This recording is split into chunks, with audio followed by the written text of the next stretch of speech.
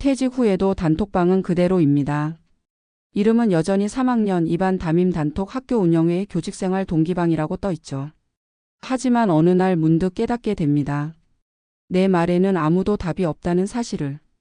우리가 떠난 것은 학교였는데 알고 보니 세상 전체가 나를 떠나 있었습니다. 여러분은 혹시 그런 적 없으신가요?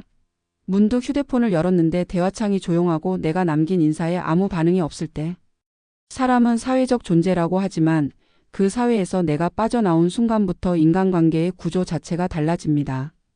그건 단순히 직장을 떠나는 게 아니라 나의 이름을 불러주는 세계에서 밀려나는 일이기도 합니다. 오늘은 70세 전직 교사 박성진 씨의 이야기를 중심으로 은퇴 이후 찾아오는 관계의 단절과 그로 인한 외로움, 그리고 그 속에서 우리가 다시 삶의 의미를 되찾는 방법에 대해 이야기해 보겠습니다. 박 씨는 35년 동안 초등학교에서 아이들을 가르쳤습니다. 누구보다 책임감 강하고 교사들 사이에서도 중심 인물이었죠. 퇴직식 날 꽃다발을 한가득 받으며 이제 여유롭게 여행 다니며 살겠다는 인사를 남겼습니다. 하지만 1년이 지나자 그는 여행 대신 집과 동네 마트 그리고 텅 빈 단톡방 사이를 오가며 시간을 보내고 있었습니다. 처음엔 다들 메시지를 주고받았습니다. 선생님 잘 지내세요? 언제 한번 식사하시죠? 하지만 몇 달이 지나자 단톡방의 대화 주제는 다시 학교 이야기로 돌아갔습니다. 새로운 교감 선생님이 오셨다. 아이들이 수학여행을 간다. 학교 급식이 바뀌었다. 그는 더 이상 그 대화의 주체가 아니었습니다. 어느 날 용기 내어 댓글을 달았습니다.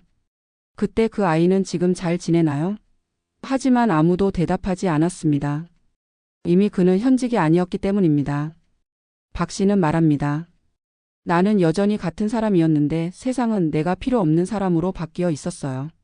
그는 자신이 쌓아온 관계가 직업을 매개로 한 관계였다는 사실을 너무 늦게 깨달았습니다. 함께 웃던 동료들도 함께 고생하던 선생님들도 결국 학교라는 무대가 사라지자 함께할 이유를 잃어버렸던 것이죠.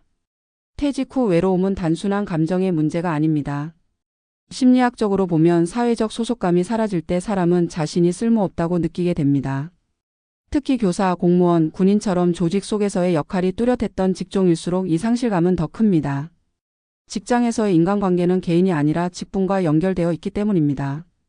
박 선생님, 부장님, 과장님이라는 호칭이 사라지면 관계의 실질적 끈도 함께 약해지는 것입니다. 은퇴자 상담을 하다 보면 이런 말을 자주 듣습니다. 다들 바쁘니 연락하기가 미안해요. 하지만 사실 상대가 바쁜 게 아니라 우리가 소속의 이름을 잃은 겁니다. 예전엔 업무 때문에 연락을 주고받았지만 이제는 그 명분이 사라진 것이죠. 이때부터 관계의 기술이 필요합니다. 직장에서 통하던 방식이 아니라 인간 대 인간으로 다가가는 새로운 관계 맺기 말입니다. 박 씨도 어느 날 깨달았습니다. 기다려선 아무 일도 일어나지 않는다. 그는 직접 움직이기 시작했습니다. 동네 도서관 자원봉사를 신청하고 인근 초등학교에서 방과 후 독서 지도를 맡았습니다. 처음엔 써먹했지만 아이들이 선생님 오늘도 오셨어요? 라며 반갑게 인사할 때마다 마음이 녹았습니다. 그는 말합니다. 내 이름을 다시 불러주는 사람이 생겼어요. 그것만으로도 세상에 돌아온 기분이었어요. 이 변화는 단순한 사회활동이 아니라 정체성 회복의 과정이었습니다. 은퇴자는 일과 함께 자신을 잃습니다. 그렇기에 다시 세상 속으로 걸어 들어가는 것은 단지 시간을 보내는 일이 아니라 나라는 사람을 다시 세우는 일이기도 합니다. 사회적 연결망이 회복되면 우울증, 불면, 무력감 같은 은퇴 후 심리 문제도 현저히 줄어듭니다. 실제로 한국노인정신의학회 조사에 따르면 정기적인 사회활동을 하는 은퇴자는 그렇지 않은 사람보다 우울증 발병률이 40% 이상 낮습니다. 그렇다면 우리는 어떻게 해야 할까요? 첫째, 관계의 주도권을 회복해야 합니다. 기다리는 대신 먼저 연락하세요. 커피 한잔 하자는 제안이 부담스럽다면 근처에 새로 생긴 카페에 가봤어요? 처럼 가벼운 대화로 시작해도 좋습니다. 사람들은 생각보다 쉽게 반응합니다. 문제는 우리가 거절당할까봐 스스로 문을 닫는다는 겁니다. 둘째, 공통의 경험을 만들어야 합니다. 인간관계는 감정이 아니라 함께한 시간에서 자랍니다. 박 씨처럼 도서관, 복지관, 동호회, 주민센터의 프로그램에 참여하는 건 좋은 출발입니다. 낯설고 어색해도 그 속에 들어가면 다시 누군가가 내 이름을 불러줍니다. 그리고 그 순간 관계는 다시 시작됩니다.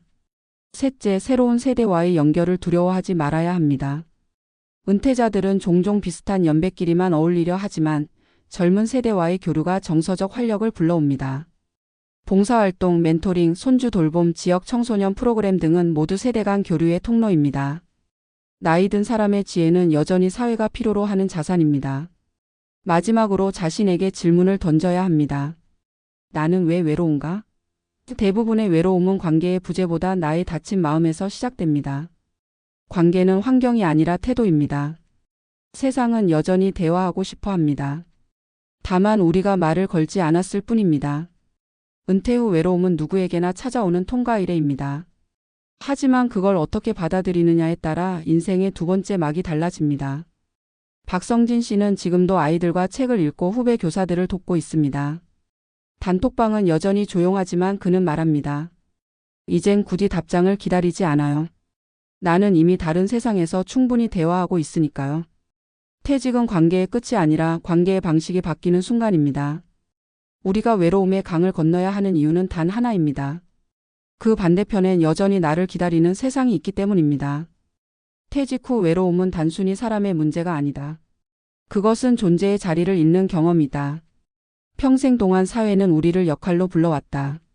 교사, 부장, 과장, 대표, 그리고 선생님. 그러나 은퇴하는 순간 그 이름들은 더 이상 우리를 가리키지 않는다. 사람들은 나를 부르지 않고 나도 나 자신을 어떻게 불러야 할지 모르게 된다. 이때 느끼는 공허감은 재정의 부족이나 건강의 불안보다 훨씬 더 깊고 오래간다. 삶의 중심이 사라진 자리엔 침묵이 남고 그 침묵은 하루하루를 삼킨다. 단톡방의 조용한 화면은 그 상실의 상징이다. 과거의 나와 연결된 마지막 끈이지만 그곳엔 더 이상 나의 존재감이 없다. 많은 은퇴자들이 이렇게 말한다. 내가 없어도 세상은 잘 돌아가더라. 그 말은 체념처럼 들리지만 사실은 깨달음의 문턱이기도 하다. 세상은 언제나 흘러간다.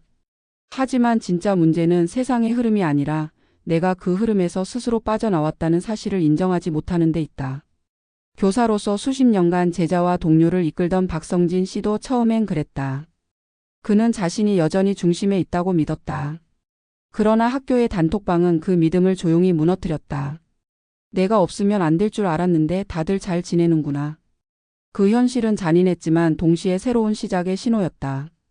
그는 어느 날 문득 생각했다. 누군가 나를 불러주길 기다리기보다 내가 먼저 불러야 하지 않을까. 그렇게 그는 먼저 메시지를 보냈다. 요즘 아이들 책 읽는 게 어렵다는데 도움이 필요하면 언제든 연락주세요. 그 한 문장은 다시 세상으로 향한 그의 첫걸음이었다. 교직을 떠나도 배움을 나누는 일은 여전히 그의 본능이었고 누군가는 그 마음을 기다리고 있었다. 그렇게 그는 방과 후 교실로 돌아갔다. 다만 이번엔 교사가 아니라 인생의 선배로서였다. 이 경험은 은퇴 후 인간관계의 본질을 보여준다. 직장이라는 울타리 안에서 우리는 조직의 관계에 익숙해진다. 그곳에선 나와 타인을 연결하는 명확한 규칙이 있다. 하지만 울타리 밖으로 나오면 그 규칙은 더 이상 통하지 않는다. 이제는 인간 대 인간으로 관계를 새로 짜야 한다. 그리고 그 시작은 언제나 관심이다. 상대를 이해하려는 작은 관심, 그들의 이야기를 듣고 반응하는 진심, 그것이 새로운 관계의 씨앗이 된다. 사회학자들은 말한다. 은퇴 후 외로움을 줄이는 가장 확실한 방법은 소속감 회복이라고. 그러나 그 소속감은 누군가가 만들어주는 것이 아니라 스스로 찾아야 한다. 우리 사회에는 이미 다양한 소속의 장이 있다. 평생교육원, 주민센터 프로그램, 독서 모임, 시니어밴드, 자원봉사단. 문제는 대부분의 은퇴자들이 그 문 앞에서 멈춘다는 것이다. 낯설고 귀찮고 무엇보다 내가 거기 가도 될까 하는 마음의 벽이 그들을 가로막는다. 하지만 그 벽을 넘어선 사람만이 관계를 되찾는다. 박 씨 역시 처음엔 낯설었다. 거기 가면 다들 처음 보는 사람일 텐데 내가 뭘 할 수 있을까? 그러나 일단 참여하고 나니 그 생각은 바뀌었다. 나이와 직함은 상관없더군요. 거기선 다들 그냥 이름으로 불리거든요. 이름으로 불린다는 건 단순한 호칭이 아니다. 그것은 존재의 회복이다. 우리는 평생 누군가의 상사, 누군가의 선생, 누군가의 부모로 살았다. 하지만 이제는 그 역할의 껍질을 벗고 나 자신으로 서야 한다. 그것은 새로운 불안이기도 하지만 동시에 자유다. 더 이상 평가받지 않아도 되고 비교하지 않아도 된다. 이제는 관계를 선택할 수 있는 시기다. 나에게 의미 있는 사람, 나를 진심으로 대하는 사람, 그리고 내가 마음을 나눌 수 있는 사람과만 연결될 수 있다. 은퇴 이후의 인간관계는 좁지만 깊다. 한편 재정의 문제도 외로움과 맞물린다. 여유가 없으면 만남의 자리로 나가기 어렵고 경제적 불안은 심리적 위축으로 이어진다. 그러나 반대로 관계가 단절되면 소비 패턴도 무너지고 계획 없는 지출로 이어지는 경우가 많다. 사람은 고립될수록 감정적 소비를 한다. 그래서 전문가들은 은퇴 후 재정 관리의 첫걸음도 관계 회복이라고 말한다. 사람 사이의 대화와 소통이 생활의 리듬을 만들어주기 때문이다. 누군가와 점심 약속이 있으면 그만큼의 소비가 합리화되고 불필요한 지출을 줄인다. 관계는 심리의 안정을 넘어 경제의 균형까지도 되찾게 한다. 심리학적으로 외로움은 생리적 고통과 비슷한 내 반응을 일으킨다. 고통이 오래 지속되면 자신에 대한 신뢰가 줄고 세상에 대한 경계심이 높아진다. 그 결과 타인에게 먼저 다가가는 능력을 잃는다. 그래서 외로움은 스스로를 더욱 고립시키는 병이다. 하지만 치료법은 단순하다. 아주 작은 대화, 사소한 인사, 짧은 만남이라도 그 반복이 뇌의 신뢰 회로를 회복시킨다.